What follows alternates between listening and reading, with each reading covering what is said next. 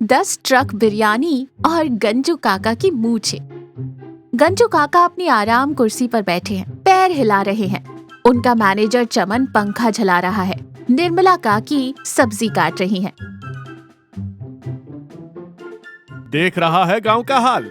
कल से बस एक ही रट लगा रखी है। वाह, क्या दावत थी मनोहर के घर। ओहो, क्या खुशबू थी। अरे बेटी की शादी की थी या किसी राजा का राज्याभिषेक, एक छोटी सी दावत क्या दे दी। वो अपने आप को मुगले आजम समझने लगा। अरे हम गजेंद्र सिंह हैं। हमारे परदादा घोड़ों को बादाम खिलाते थे और ये मनोहर हमें बिरयानी से नीचा दिखाएगा। तुम्हारे परदादा घोड़े को बादाम खिलाते थे, इसलिए तुम्हारे हिस्से की अकल वो घोड़े खा गए। शांत बैठो, शादी अच्छी हो गई, बात खत्म। क्यों बेवजह कंपटीशन कर रहे हो? बात कंपटीशन की नहीं, बात मूंछ की है निर्मला। अब देखो मैं क्या करता हूँ। अगले हफ्ते हमारे पिताजी की बरसी है। मैं ऐसी दावत दूंगा कि मनोहर की बिरयानी लोग भूल जाएंगे। चमन। जी मालिक। शहर का सबसे बड़ा शेफ कौन है? वो जो टीवी पर आता है, जिसके बाल खड़े रहते हैं जैसे बिजली का करंट लगा हो। वो शेफ रॉकी। वो तो बहुत बड़े आदमी है मालिक। वो 7 स्टार होटल में खाना बनाते हैं। बस वही आएगा। उसे फोन लगा, कह दे गज्जू काका ने बुलाया है। उसे कहो यहाँ आकर खाना बनाएगा। सिर्फ हमारे गांव के लिए नहीं, आसपास के 10 गांव के लिए दावत होगी।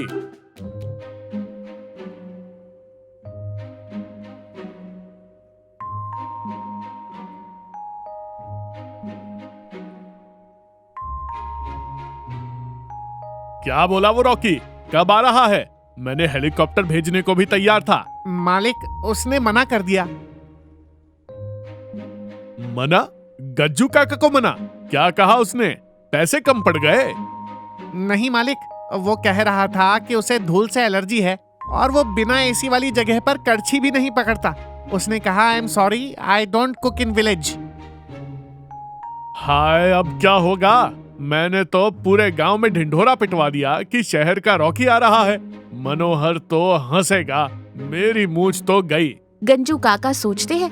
अचानक उनकी आंखों में चमक आ जाती है। चमन, अगर पहाड़ मोहम्मद के पास नहीं आता तो मोहम्मद पहाड़ के पास जाएगा। अगर वो रॉकी यहाँ आकर नहीं पका सकता तो वो अपने होटल में पकाएगा। हम बना बनाया खाना यहाँ लाएंगे। पर मालिक, इतना सारा खाना लाएंगे कैसे? वो तो ठंडा हो जाएगा, खराब हो जाएगा। हम ट्रक भर के लाएंगे। वो कंटेनर वाले ट्रक होते हैं ना, जिनमें बर्फ नहीं पिघलती, वैसे ही गर्म रखने वाले ट्रक भी होते हैं। तू जा 10 बड़े ट्रक बुक कर। रॉकी को बोल 10 ट्रक बिरयानी तैयार रखे, हर ट्रक एक गांव के लिए। गांव के बाहर भारी भीड़ है। लोग दावत का इंतजार कर रहे हैं। गंजू काका नए कुर्ते में मूंछों पर ताव देते हुए खड़े हैं और मनोहर सरपंच भी वहाँ मौजूद है। गज्जू भाई, दोपहर के 2 बज गए हैं। मेहमान भूखे हैं। ये आपका शहर वाला खाना कब आएगा? कहीं रास्ता तो नहीं भटक गया? अरे मनोहर जी, सबर का फल मीठा, मेरा मतलब नमकीन और मसालेदार होता है। वो रॉकी शेफ है ना, परफेक्शन में टाइम लगाता है। बस आता ही होगा। मालिक आ गए, ट्रक आ गए। दूर से धूल का गुबार उड़ता है। एक के बाद एक 10 विशालकाय कंटेनर ट्रक हॉर्न बजाते हुए आते हैं।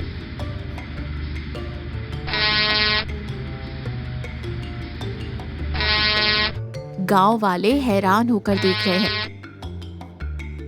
नजारा ऐसा है जैसे सेना का काफिला आ रहा हो।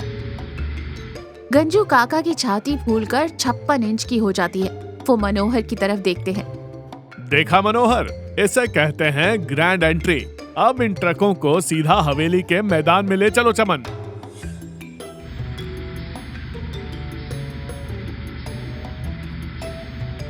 अचानक पहला ट्रक गांव के मुख्य द्वार के पास आकर रुक जाता है।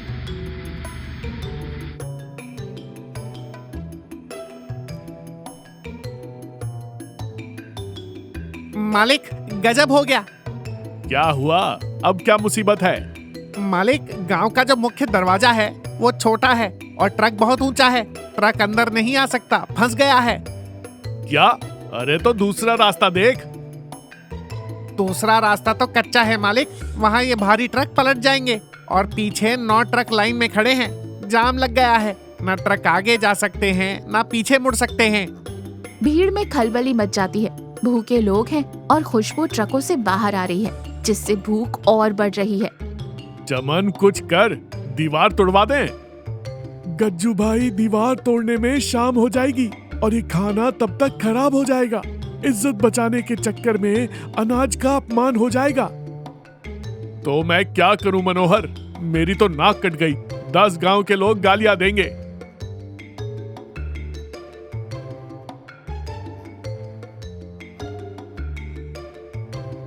सुनो सब लोग, खाना आ गया है, बस जरा सा दूर है।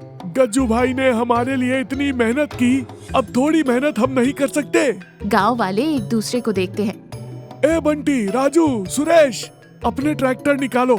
अगर ट्रक अंदर नहीं आ सकता तो हम ट्रैक्टर ट्रॉली में बड़े बर्तन रखकर खाना अंदर लाएंगे, और जिनके पास ट्रैक्टर नहीं है वो लाइन बनाओ। हम इंसानी चेन बनाएंगे, एक एक भगोना हाथ से हाथ पास होगा।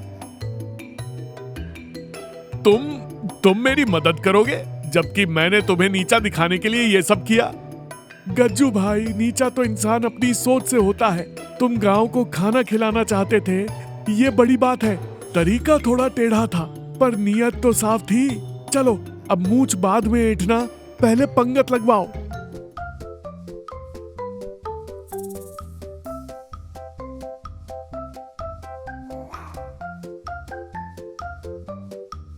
जोश में आकर युवा ट्रैक्टर ले आते हैं। एक दूसरे को बड़े बड़े बर्तन पास कर रहे हैं।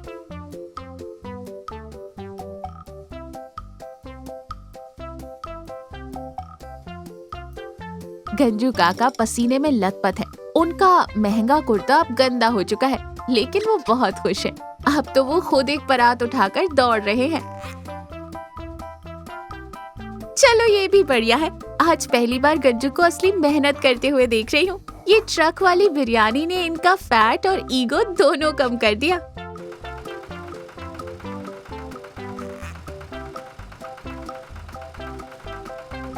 पूरा गांव पंगत में बैठा खाना खा रहा है। 10 ट्रक खाली हो चुके हैं। गंजू काका और मनोहर एक साथ बैठकर खा रहे हैं।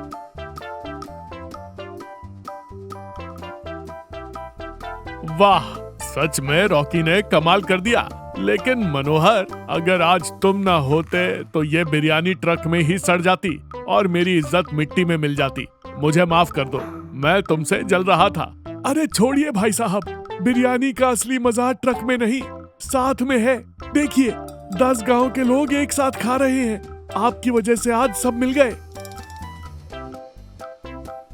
मालिक, एक बात बोलूं? बोल। ट्रक का भाड़ा, रॉकी का बिल देखकर अगले साल हम खिचड़ी की दावत रखें तो कैसा रहेगा? सब जोर से हंस पड़ते हैं।